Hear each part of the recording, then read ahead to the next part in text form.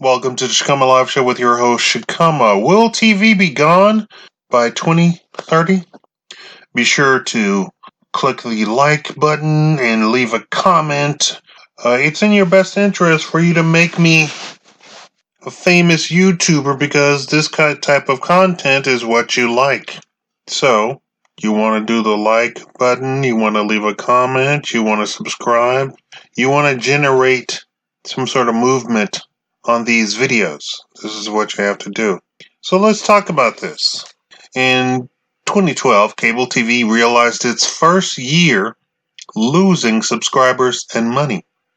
As if they thought it was a fluke, 2013 saw even more loss.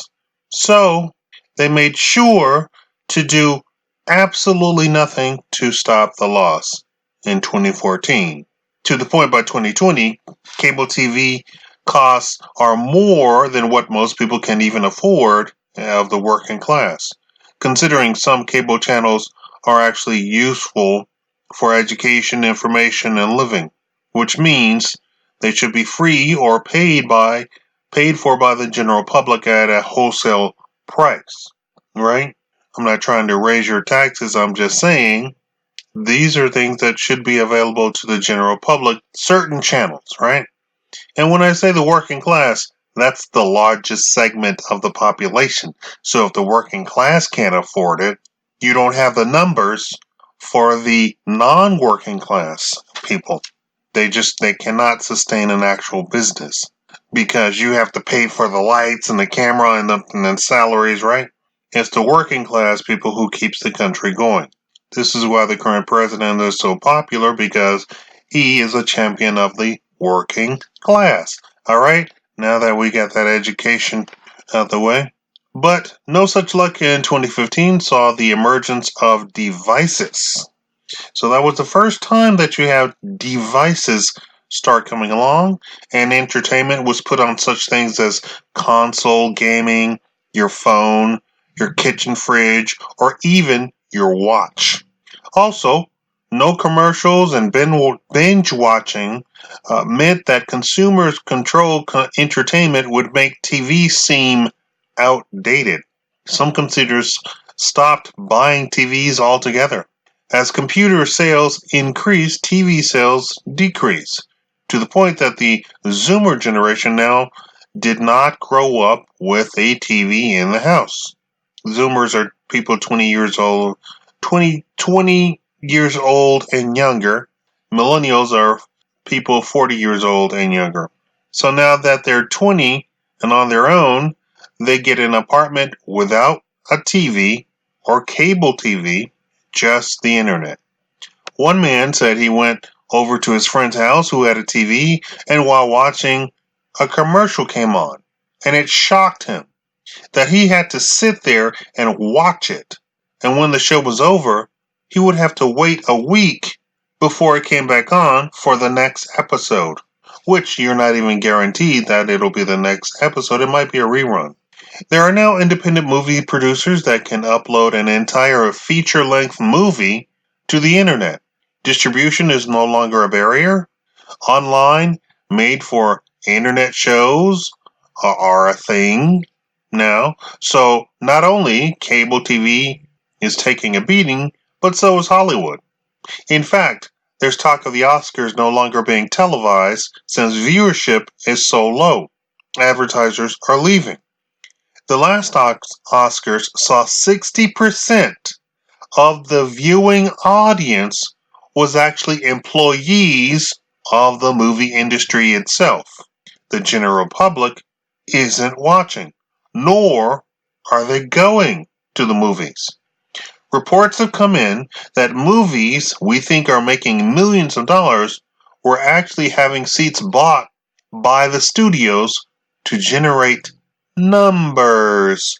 These reports came in via theater owners themselves, and the studios were trying, and directors were trying to combat this by saying it's fake and had social media try and take down the reports coming in directly from movie theater owners and reporters, actual reporters. Finally, consumers are fed up with the news media.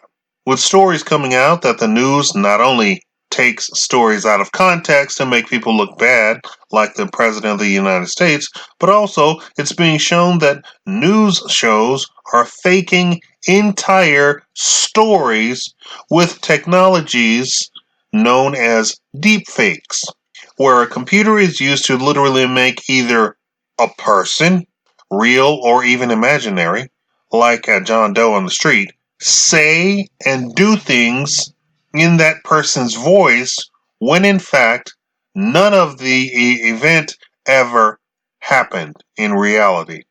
So the deep fake means that a computer, AI, artificial intelligence, has generated a fake person altogether, if that's what they want to do, generated that person's voice, if that's what they want to do, and they can make that fake person say fake things that never happened, right?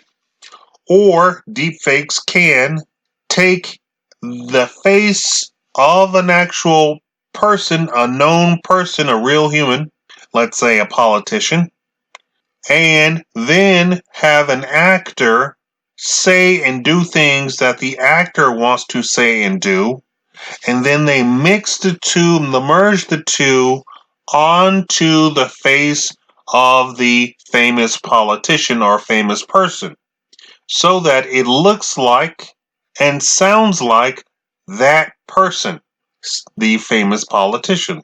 Now, before you think that they are making up stories such as they want to make a person appear like they're saying something evil or something, no, they've used it in certain situations. For instance, where a politician is having a medical problem and the news media is actually taking over the person's face and body to make it look like the politician is not having a medical emergency. While the news media was making outrageous sounding headlines, only to turn around and make a mild report in the body of the story that consumers didn't read, they've started to make up news or even get themselves in trouble to become the news, like White House reporters do constantly. The news media, now called the dinosaur news media, has seen such a drop in viewership that they not only signed huge contracts with internet sites like YouTube worth millions of dollars, they've fired tens of thousands of reporters. In fact, it's now being called the media apocalypse, where massive layoffs happened at Gannett, BuzzFeed, AOL, HuffPost, Spin, the Toronto Star, and countless others. Deadspin was assassinated by a private equity vampire. Sports Illustrated was turned into a content farm. And IAC basically dumped College Humor on the side of the road and drove away. While some think it's because now the news media is far left and woke, the truth is Zoomers just aren't watching TV. And men in particular are not watching TV of all ages. When sports claims that 50% of the viewers are female, it isn't because women are all of a sudden tough, macho, football watching babes. It's because almost 50% of the men have stopped watching.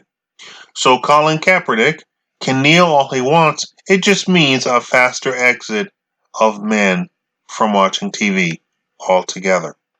And this is why I think TV will be a thing of the past by 2030.